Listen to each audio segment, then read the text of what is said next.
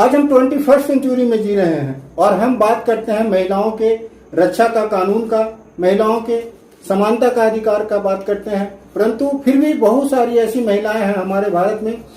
जो रोज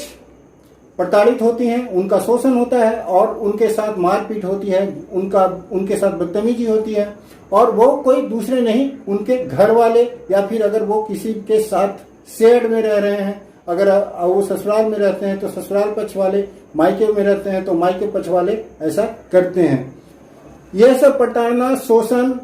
मारपीट बहुत सारी महिलाएं इसलिए भी बर्दाश्त करती रहती है क्योंकि उन्हें कानून का जानकारी नहीं होता है और उन्हें यह नहीं पता होता है कि हमें इससे बचने के लिए क्या करना चाहिए और कैसे करना चाहिए। तो आइए आज मैं इसी के बारे में आप सबको बताने वाला हूं। तो नमस्ते दोस्तों, मैं राकेश कुमार एडवोकेट अपने चैनल पर आपका स्वागत करता हूं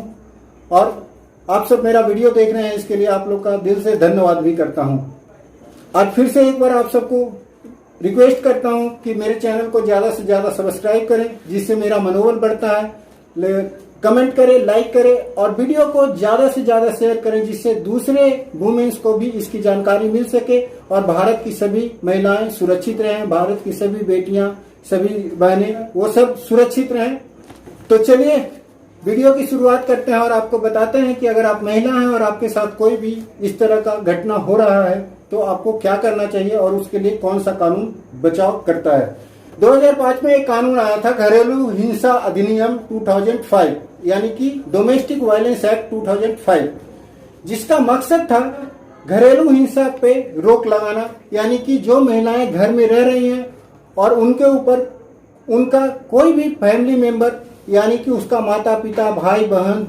या फिर अगर वो शेड में रहती है तो उसके साथ शेड में रहने वाला उसका दोस्त, कुलीग्स जो भी है, या फिर अगर आप ससुराल में, आपकी शादी हो गई है, ससुराल में रहते हैं तो आपके ससुराल पक्ष वाले कोई भी आपको प्रताड़ित करते हैं, आपको डराते हैं, धमकाते हैं, आपका शोषण करते हैं, आपको प्रताड़ना देते हैं, परेशान करते हैं, तो उस कंडीशन में आपको बचाव के लिए बनाई गई है यह कानून। और इस कानून का मेन उद्देश्य है कि वुमेन्स की सुरक्षा करना, लड़कियों की सुरक्षा करना कानूनी रूप से। तो चलिए आप बताते हैं कि कौन कौन से ऐसे काम हैं जो करने पे इस घरेलू हिंसा के अंतर्गत वह अपराध माना जाता है। घरेलू हिंसा अधिनियम के अंतर्गत अपराधों को 4 श्रेणी में बांटा गया है, जिसमें पहला है शारीरिक हिंसा यानी कि physical violence,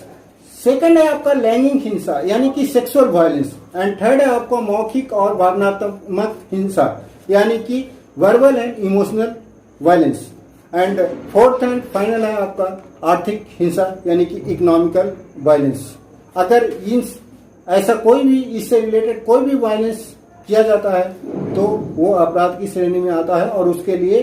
domestic violence act 2005 के अंतर्गत उनको दंडित किया जाएगा और उनको ऊपर जुर्माना भी लगाया जा सकता है, या जुर्माना या दंड दोनों हो सकता है। तो शारीरिक हिंसा में आपका मारपीट करना, थप्पड़ मारना, ठोकर मारना, दांत से काटना या लात मारना, मुक्का मारना, ढकेलना, किसी अन्य तरह से शारीरिक पीड़ा पहुंचाना जैसे डंडा मारना या किसी भी तरह का चोट पहुंचाना, यह सब शारीरिक हिंसा के अंतर्गत आता है। दूसरा है आपका लैंगिक हिंसा यानी कि सेक्सुअल वायलेंस। सेक्सुअल वायलेंस के अंतर्गत जैसे कि अगर आपसे कोई अननेचुरल सेक्स करने के लिए आपको विवश करता है, आपको अश्लील कोई किताबें दिखाता है, अश्लील वीडियो दिखाता है, अश्लील फोटो दिखाता है, तो और आपका मन नहीं, आपकी मर्जी के खिलाफ वगैरह सब दिखाता है, उसके बाद किसी के सामने नीचा दिखाने के लिए या अपमान करने के लिए अगर वह किसी भी तरह का सेक्सुअल अब्यूज करता है तो वह भी लैंगिक प्रवृत्ति की तरह होता है और वह भी इसके अंतर्गत हिंसा यानी कि अपराध है। अब आते हैं, बताते हैं आपको कि मौखिक और भावनात्मक हिंसा कौन सा होता है। तो मौखिक और भावनात्मक हिंसा के अंतर्गत रखा गया है जैसे कि अपमान करना, किसी को गालियां देना, अगर आपके चरित्र के ऊपर यानी कि आपके कैरेक्टर के ऊपर उंगली उठाया जा रहा है, पुत्र नहीं होने पर आपको अपमानित किया जा रहा है, या फिर दहेज इत्यादि के लिए आपको परेशान किया जा रहा है, ताने मारा जा रहा है, नौकरी आपको छोड़ने के लिए कहा जा रहा है या नौकरी करने के लिए दबाव डाला जा रहा है, विवाह आपको अपनी मर्जी के लड़के से विवाह नहीं कर दिया जा रहा है, अगर आपके माँ बाप ऐसा करते हैं तो, या आपके भाई करते हैं, उसके बाद आत्महत्या करने के लिए आपको प्रेरित किया जाता है या धमकी दिया जाता है, या कोई भी ऐसा मौखिक या भावनात्मक कार्य जिससे कि आपको हानि पहुंचती है, आपको ठेस पहुंचती है, आपको तकलीफ होता है, तो यह सभी मौखिक हिंसा के अंतर्गत आते हैं। नेक्स्ट एंड फोर्थ है आपका आर्थिक हिंसा, यानी कि इकोनॉमिक ऑफेंस, इकोनॉमिक वायलेंस। तो इकोनॉमिक वायलेंस में बच्चों को अनुसरण देने के लिए, यानी कि बच्चों के लिए जो खर्च होता है, उसको रख रखाव करने के लिए जो खर्च होता है, अगर वो नहीं देता है तो वह भी अपराध है। उसके बाद बच्चों को खाना पीना, दवाइयाँ, उसका एजुकेशन यह देना भी जरूरी है। अगर उसका पिता नहीं देता है तो उसका कोई भी घर वाला आपका नहीं देता, आपके माता पिता नहीं देते हैं, तो इसका मतलब कि आपके साथ वो क्राइम कर रहे हैं। और उसके बाद फिर रोजगार करने से, या उसमें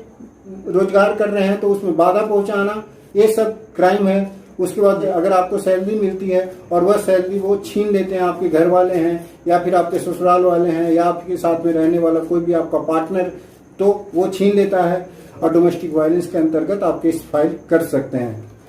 चलिए अब बताते हैं कि इसके लिए आपको क्या करना पड़ेगा और इसका सॉल्यूशन के लिए आपको किससे कांटेक्ट करना पड़ेगा।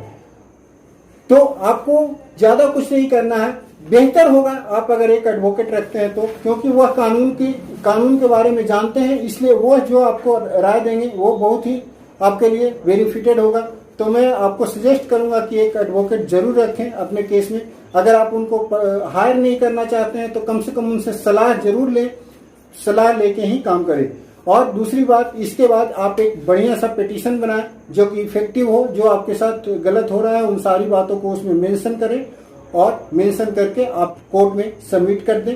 आपके पास कोर्ट आपके लिए एक प्रोटेक्शन ऑफिसर आपको हायर कर दिया जाएगा, वह आ करके देखेगा, आपके बारे में सारा इंफॉर्मेशन लेगा, आपसे सारी जानकारियां लेगा और जानकारियां लेने के बाद उसको जैसा भी सही लगेगा वो उस पेपर को कोर्ट में सबमिट करेगा उन सारी बातों को लिख करके। फिर उसके बाद जिसने भी आपके साथ अपराध किया है उनको कोर्ट बुलाया जाएगा और कोर्ट बुलाने के बाद उनसे सारी बातें क्लियरली पूछी जाएगी। अगर कोर्ट को ऐसा विश्वास होता है कि आपने जिसके ऊपर आरोप लगाया है वो गिल्टी है, तो उनको जल्दी से जल्दी सजा मिलेगी और आपको जल्दी से जल्दी न्याय मिलेगा और आप सुरक्षित रह पाएंगे। तो आज के लिए बस इतना ही दोस्तों। आप सबको मैंने आज बताया कि अगर आप महिला हैं और आपके साथ अत्याचार हो रहा है, अन्याय हो रहा है, तो आप अपने आप को कैसे सुरक्षित करेंगे। तो आज का वीडियो देखने के लिए आप सबको धन्यवाद और कृपया मेरे वीडियो को ज्यादा से ज्यादा शेयर करें, लाइक करें, कमेंट करें, चैनल को जरूर सब्सक्राइब करें। आप सबको मेरा वीडियो देखने के लिए एक और बार धन्यवाद। नमस्कार, जय हिंद।